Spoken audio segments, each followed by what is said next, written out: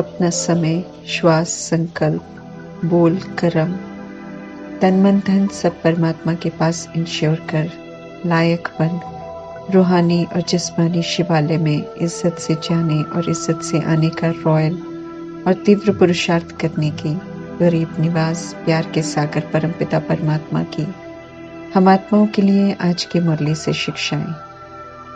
रावण राज्य में धारण किए हुए थे अभिमान, अकड़, बातों का बुरा मानना, हुक्म चलाना, अपनी मनवाना जैसी अनेक दुख देने लेने वाली असभ्य आदतों से मुक्त कर परमात्मा रूहानी और दैवी तहसीब सिखा रहे हैं हम आत्माओं को।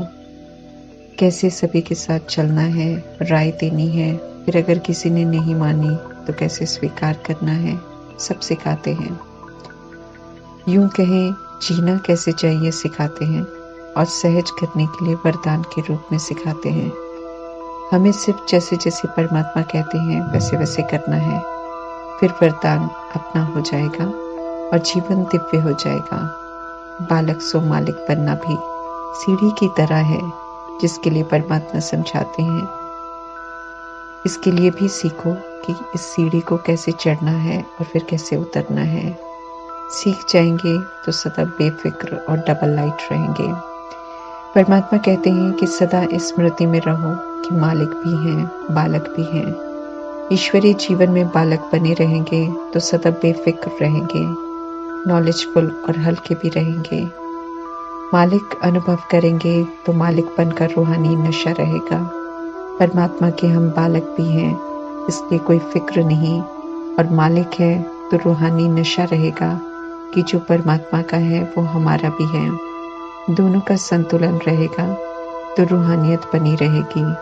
इसी तरह संगठन में कभी राय देने का समय आए तो परमात्मा कहते हैं आत्मा मालिक बन, राय दो, लेकिन इस नजरिए से नहीं कि हमारी राय मानी जाएगी, बल्कि हमें देखना है कि मेजॉरिटी फाइनल जब करते हैं तो कौन सी राय को माना जाता है। उस समय अगर राय नहीं मानी जाती है तो मालिक की सीढ़ी से उतरकर हमें सीढ़ी को नीचे उतरकर बालक बन मेजॉरिटी की राय को स्वीकार करना है। फ्लेक्सिबल रहना है, सरल रहना है, खुद को मोल्ड करना है। सीढ़ी कभी चढ़नी है, कभी उतरने की कला सीखनी है, और कभी मालिक और कभी बालक बन जाना है। ऐसे में परमात्मा कहते हैं कि किसी भी प्रकार का बोझ अनुभव नहीं करेंगे। ऐसे ही परमात्मा से शिक्षा लेते समय बालक बन जाना है, लेकिन शिक्षाओं को अमल में लाते समय, कर्मेंद्रियों के द्वारा कर्म कराने समय हमें मालिक बनकर कार्य करवाना है।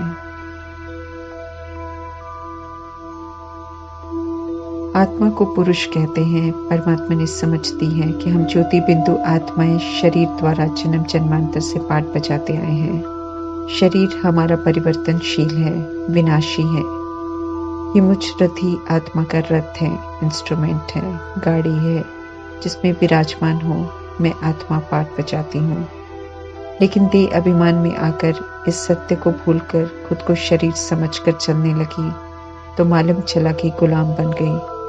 अपना अस्तित्व स्वधर्म खो दिया, अपना स्वदेश भूल यहाँ की चीजों को पकड़ कर रखने की कोशिश में दुखी अशांत हो गई। अब पुनः परमात्मा से अपने सतुगुणी स्वधर्म का स्वरूप का मालूम चला है। परमात्मा अब कहते हैं कि आत्मा समझ शरीर रूपी राजधानी को चलाओ और सूक्ष्म स्थूल कर्मेंद्रियों से श्रीमत प्रमाण राइटियस कर्म करो, पुण्य कर्म करो, स्वपुरुषार्थ करो, दुआओं के खाते जमा करो और याद से अपने विकर्म विनाश करो, दैवी गुणों की धारणा करो, अपने संस्कारों को दिव्य बनाओ। ऐसा तभी कर सकते हैं जब आत्मा समझकर शरीर द्वारा कार्य कराएंगे। जब ऐसे पुरुषार्थ करेंगे तब सच्चे पुरुषार्थी कहलाएंगे। देश समझकर रूहानी शिक्षाओं को अमल में लाने की कोशिश करेंगे तो सफल नहीं हो पाएंगे। ऐसे पुरुषार्थ को परमात्मा लंगड़ा पुरुषार्थ कहते हैं। ऐसे में ऊंची मंजिल तक नहीं पहुंच सकेंगे। ड्रामा में कलयुग अपने 1250 की अवधि में समाप्ति की ओर जा रहा है, इसलिए परमात्मा हम आत्माओं को समझा रहे हैं कि हम आत्माओं की अब वानप्रस्थ अवस्था है। अर्थात वाणी से परे जाने का समय है, अर्थात आत्माओं को अब ये सृष्टि को छोड़ परम धाम घर जाने का समय है। आत्माएं वापस घर जाएंगी तो सृष्टि की सफाई होगी ताकि सतयुग शुरू हो सके। वापस पवित्र घर जाने के लिए हमें ये समय मिल रहा है पवित्रता के सागर को याद कर पवित्र बनने का, वाणी से परे धाम निर्वाण धाम में जाने की तैयारी करने का, विस्तार को समाप्त कर समेटने का, सार में लौटने का, वाणी से पार जाने की वानप्रस्थ अवस्था को स्मृति में रखकर हमें जागरूक रहना है कि हमें क्या करना है ताकि हम वो कर सकें। हर किसी को हक है पुरुषार्थ करने का, हर कोई को ऊंच मर्तबा पाने का हक है। देह की दुनिया में किसी का कोई भी धर्म हो, जाति हो, रंग हो, रूप हो, देश हो, कोई गरीब हो, कोई अमीर हो, हर किसी को हक है परमात्मा से अधिकार लेने का। इसलिए परमात्मा कहते हैं कि हर किसी को निमंत्रण दो। परमात्मा की नजरों में कोई भी भेदभाव नहीं है। दुनिया के 800 करोड़ की आबादी में जितने भी शरीर दिखाई दे रहे हैं, उन शरीरों को चलाने वाली अविनाशी आत्माएं सब परमात्मा की संतान हैं और परमात्मा सभी को मुक्ति, जीवन मुक्ति का बरसा देने आए हैं और देकर जाएंगे।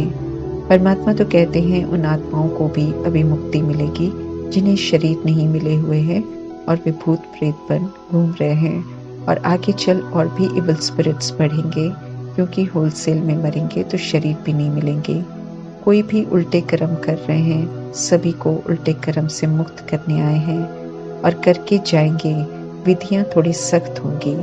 सिर्फ जो पढ़कर श्रीमत पर चलकर खुद को समय से पहले अर्थात टू लेट का बोर्ड लगने से पहले, अर्थात मुरली मिलने का रास्ता बंद होने से पहले खुद को परिवर्तन कर आत्म अभिमानी बन जाएंगे। वे ही सहज दुखधाम से निकलकर परमात्म छत्र छाया में चले जाएंगे।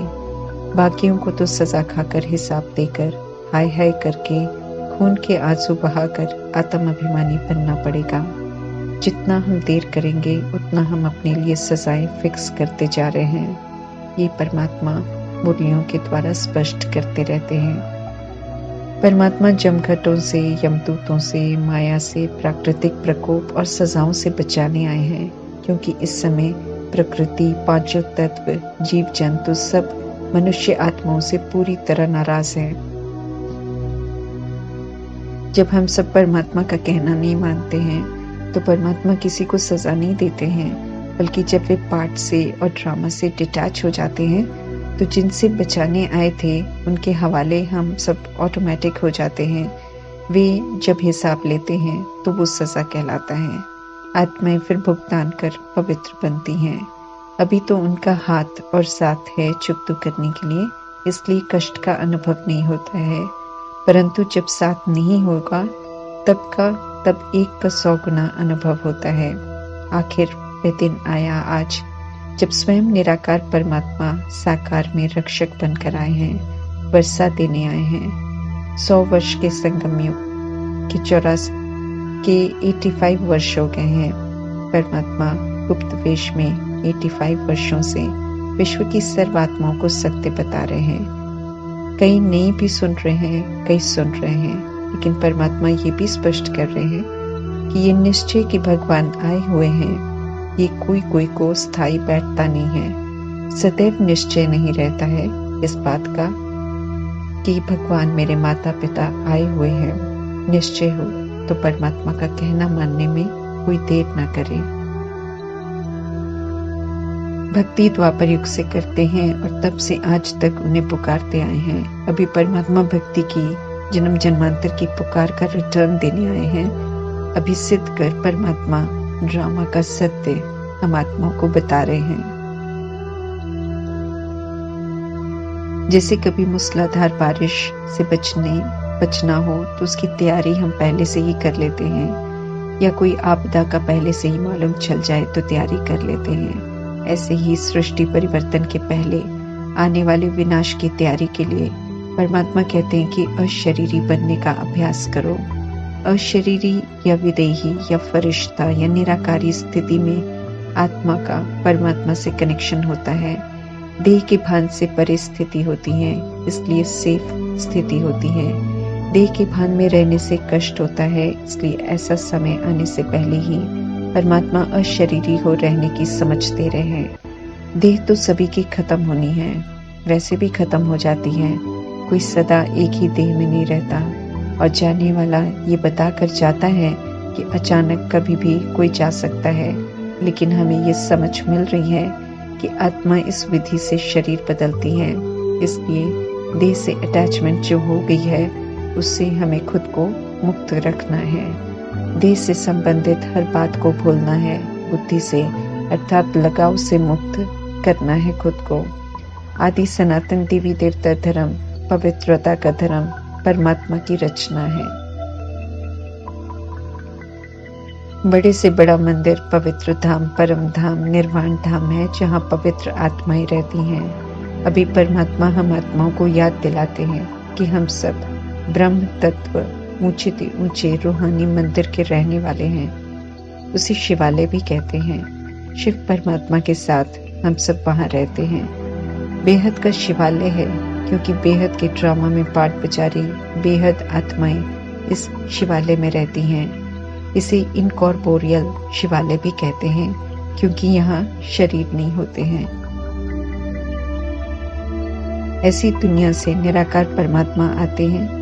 चूंकि ब्रह्मा तन का आधार लेते हैं, इसलिए ब्रह्मा उनके लिए चैतन्य शिवालय हैं, जिनके माध्यम से हम आत्माओं से बात करते हैं और हमें याद दिलाते हैं कि कैसे हम सब सृष्टि पर आकर पुनर्जन्म लेकर तमो प्रधान बन गए हैं। अनादि पाठ हम खुद बनाते हैं, फिर उसी प्रमाण पाठ बजाते रहते हैं। अब पाठ पूरा हुआ, शिवालय घर वापस जाने के लिए हमें वैसा बनना है जैसे हम सब थे। संगम युग में भी जहाँ परमात्मा रहते हैं वो भी शिवालय है, और स्वर्ग जो परमात्मा स्थापन करते हैं वो भी शिवालय है। स्वर्ग का शिवालय परमात्म गिफ्ट है उनके लिए जो अभी मनुष्य से देवता बनते हैं। भारत सबसे पुराना खंड है। 5000 वर्ष ड्रामा भारत में ही चलता है। बाकी के खंड जो 100 वर्ष या उससे थोड़ा समय पहले शुरू हुए, वे इस समय विनाशी धन से संपन्न हैं। विनाशी धन है, इसलिए विनाश काले विपरीत बुद्धि है। राहु की दशा है, इसलिए उल्टे मार्ग पर चलते हुए विनाश के निमित्त बन जाते हैं। कलयुग के इस अंतिम समय में सब पर राहु की दशा है। जो परमात्मा से प्रीत बुद्धि है, इस समय जो उनकी श्रीमत पर चल रहे हैं, उन पर बृहस्पति की दशा है। जब हम श्रीमत पर नहीं चलते हैं, तब हम पर राहु की दशा बैठ जाती है। माया का इस समय फुल फोर्स है। बाहरी भपका है, दिखावा है, जिसे लोग स्वर्ग समझकर बैठे हैं। मनुष्य माया के दिखावे में इतना आकर्षित होकर खोया हुआ है कि उन्हें सत्य परमात्मा द्वारा बताए जा रहे सत्य की आवाज सुनाई नहीं देती है। मनुष्य कलयुग को स्वर्ग बना रहे हैं और परमात्मा बता रहे हैं कि नरक का विनाश सामने खड़ा है। दुनिया के गले में तो मौत की फांसी है। हम भी फांसी पर हैं, अर्थात हम आत्माओं का बुद्धि का योग परमात्मा की याद, परम धाम और सुख धाम की तरफ है। आत्माएं अति सूक्ष्म हैं, इसलिए जब सब एक साथ वापस घर जाते हैं तो मच्छर सदृश जाते हैं। अभी हम पर है कि हम अपनी अवस्था को श्रेष्ठ बनाएं, ताकि इज्जत से वापस जाएं। मच्छर या बाराती सदृश नहीं, क्योंकि ये नापास में काउंट होगा और सजा भी मिलेगी। अभी जीते जी परमात्मा को याद करना है, जीते जी रूहानी शिवालय और सतयुग में जाने की तैयारी करनी है। रूहानी शिवालय के लिए सतुगुनी बनना है और जिस्मानी शिवालय के लिए हमें सतयुगी बनना है। ब्रह्मा की रात पूरी होती है तब शिव आते हैं। अज्ञानता की घोर रात्रि होती है, इसलिए इसे शिवरात्रि कहते हैं। ये समझ परमात्मा से हमें अभी मिलती है। अभी सब धर्म की स्थापना होती है, इसलिए झूठ खंड की माया के तूफान बहुत आते हैं, लेकिन उसे पार करने की विधि परमात्मा बताते हैं। विश्व की बादशाही लेनी है, इसलिए माया एक तरह से परिपक्व बनने में मददगार बनती है। परमात्मा स्मृति दिला रहे हैं कि अनेक बार हमने इन तूफानों को पार कर अपना राज्य भाग्य लिया है, इसलिए हमें तो फिर से सिर्फ रिपीट करना है।